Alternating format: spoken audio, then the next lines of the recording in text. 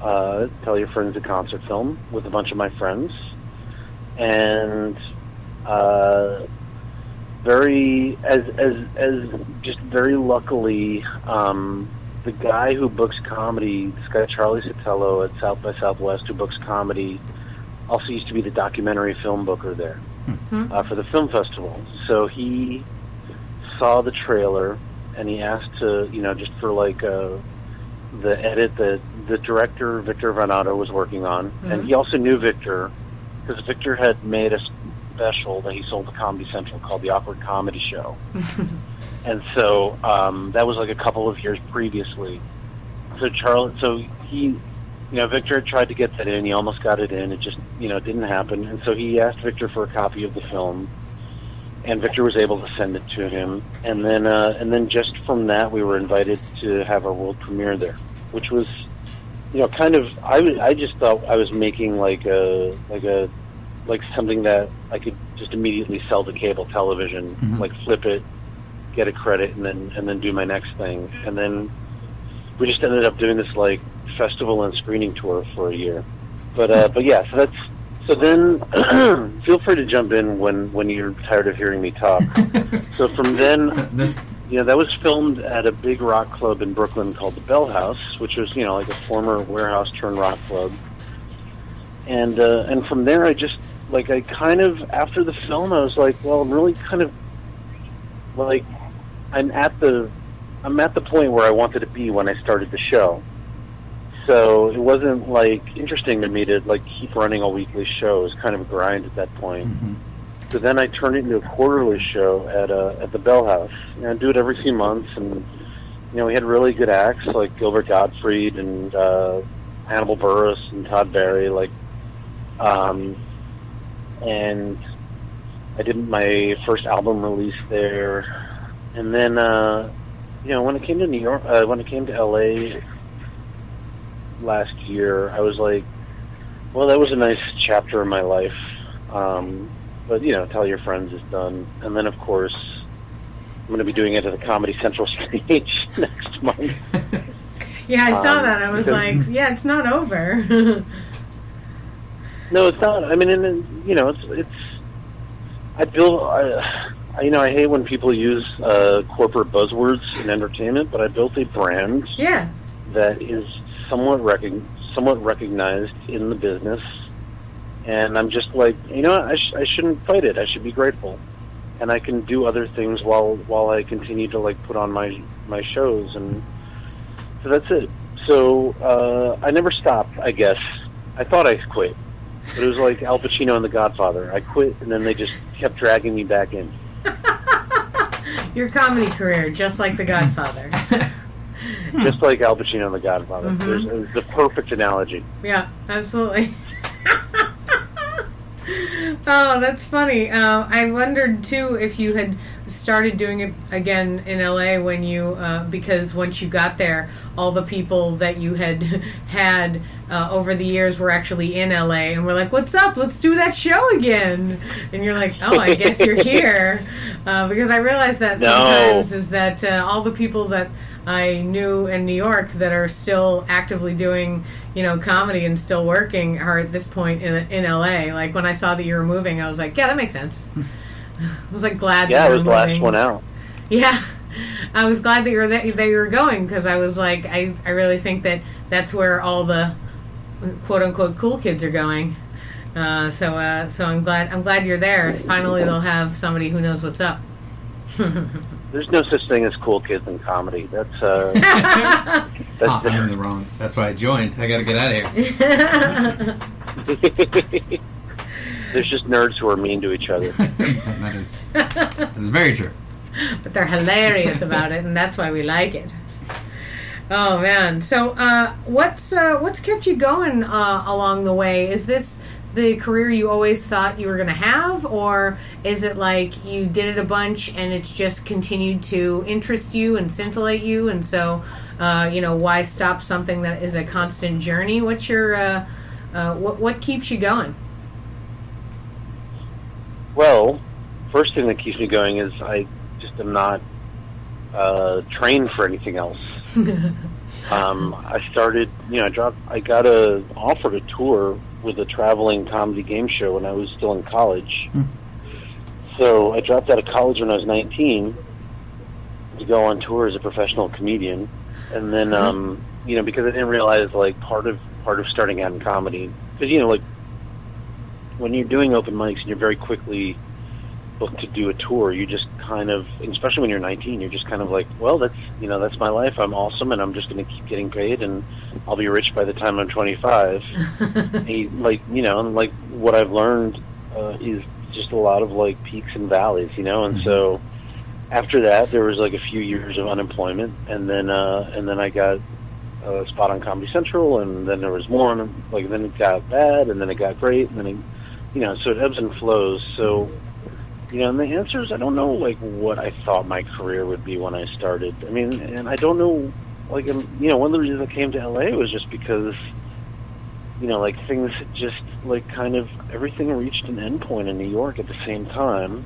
And I just was like, you know what, man, I want to pick this up and take this to the next level. And, I've always been the kind of guy where I never really waited for someone to give me something, like, they're just like, all right, I'm going to go to LA. I want to be a writer now, and LA is where all the writing happens. So, I'm not going to wait in New York till I get an engraved invitation. I'm going to fly out to Los Angeles and see what's up.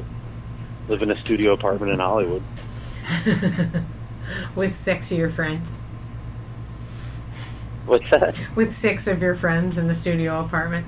No, God, no. I not anymore. I'm very happy to say I live alone in a studio apartment. Oh, you're very successful. Because, you know what? Like, it's funny. I'm really actually working on a bit about this, where it's just like the older you get, the more successful you feel, because the more realistic your ideas of what success become. That's so true. And so, like, when I was like 19 and starting out, I was like, well, I'll only be a success if I have 7 one-hour specials, and I have my own sitcom, and I have this and I have that. And now I'm just like, man, I live alone in Hollywood, and I have a lot of cool friends, and I've already had a lot of cool experiences to look back on, and I have a lot of cool experiences ahead of me. That's, like, more successful than so many other people who tried to get into this business. Oh, yeah. Yeah, 1,000%. 1,000%. I mean, and it's partly justifying why I'm unemployed right now, but it's also true. It's like, I feel a lot of good things are happening for me right now, and I feel very hashtag blessed about it. No, I think hashtag blessed means the opposite, doesn't it? No, it means blessed. It does? Blessed, does it? Okay, sorry. I don't understand what the kids are saying, Liam. So I usually ask Patrick, hey, what is this? The kids are saying this. What does that mean? I'm the old lady here because I work at the comedy theater, and like 90% of the people that I hang out with are like 25 and under. Isn't that crazy? Yeah. When you're like the old person in the group. Yeah, and you're 38. Yeah. I went to hand a beer. One day you. Sorry, go ahead. Sorry, go ahead. Oh, I was just going to say, I went to hand a beer to someone else at the theater, and I went, wait, are you 21? And he was like, no. I was like, oh, come on. Yeah, right? I'm at a point now. Where if you're under 23, you look 12 to me. Oh, yeah. Yeah. Yeah.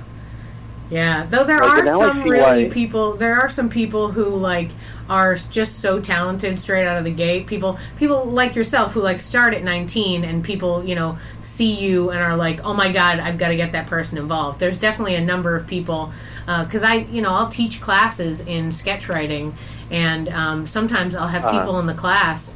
And it's like, I'm like, oh my god, this guy's blowing my mind. And then I find out, that they're like 20 and that they've written better sketches in the class that I'm teaching them than I've ever written in my whole life. And I'm just like, this is very good. And we're going to give you an A-.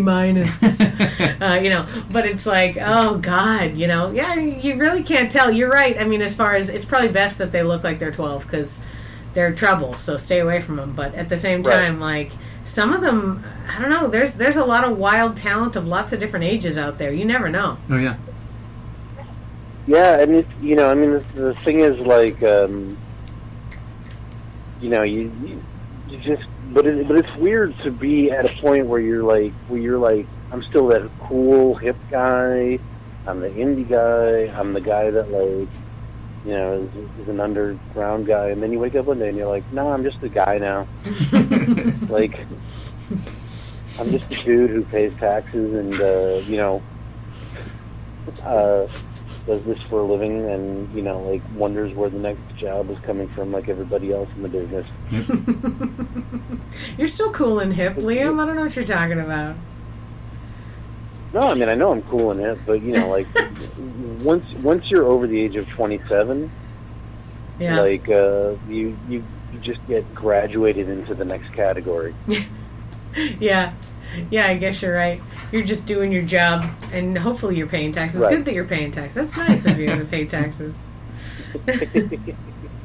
Have you been performing a lot since you've been in LA, or are you focusing on writing? You said that when you went to LA, you're working on being more of a writer, more than you have been in the past, or writing something different, screenplays or sitcoms or something? What's the new effort?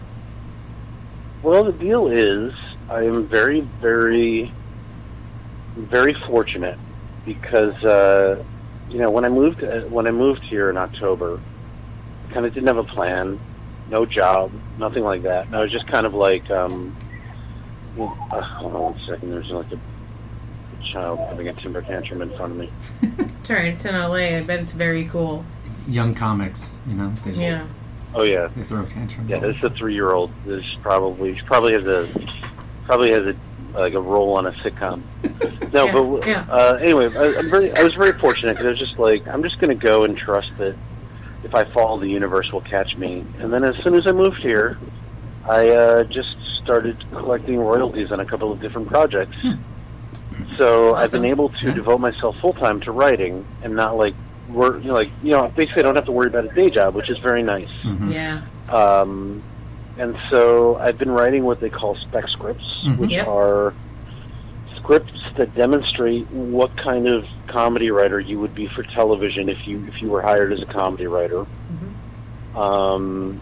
And because the season is coming up to hire people, so basically what you do is you write these scripts, and then you immediately find out that the Writers Guild is going to go on strike soon. Right. So nobody's really hiring.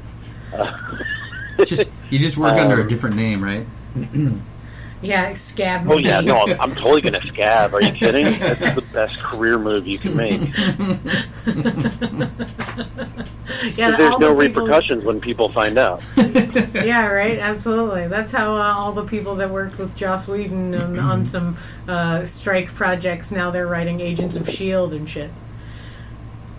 Are they really? Is that true? Well, I don't know exactly, but some of the people the same writers that wrote the sing-along blog, the Dr. Horrible sing-along blog, are the same writers that are writing Agents of S.H.I.E.L.D. Now, I know that was a project that was born of the writer's strike and ignited a bunch of people to write a lot of comic book-esque stuff. Right. Okay, so yeah. I thought you were saying that, like, they broke the strike and wrote for TV anyway, but no. That was an official, like, online thing. But it still was like, here's a project. So the internet's still there. Does the internet count? I guess the internet counts in the writer's strike world these days. Now that it's been worked into. It does. Well, that's what the last strike was about. Was like covering internet projects, and they got a lot of shit for it because people were just like, oh, well, there's no money in the internet, and like you're gonna hamstring companies, and like basically these writers are just greedy and grasping for every penny. Then right afterwards, Amazon and Hulu and Netflix and all these companies started launching their streaming services. Yeah. Yep. So yeah, I mean that's like a big. I think it's like 15% of writing professional writing projects now is internet streaming. I'm surprised it's not more. What's that? I said I'm surprised it's not more. I mean, there's so many original series on each one of those streaming services these days. I mean, and the right, but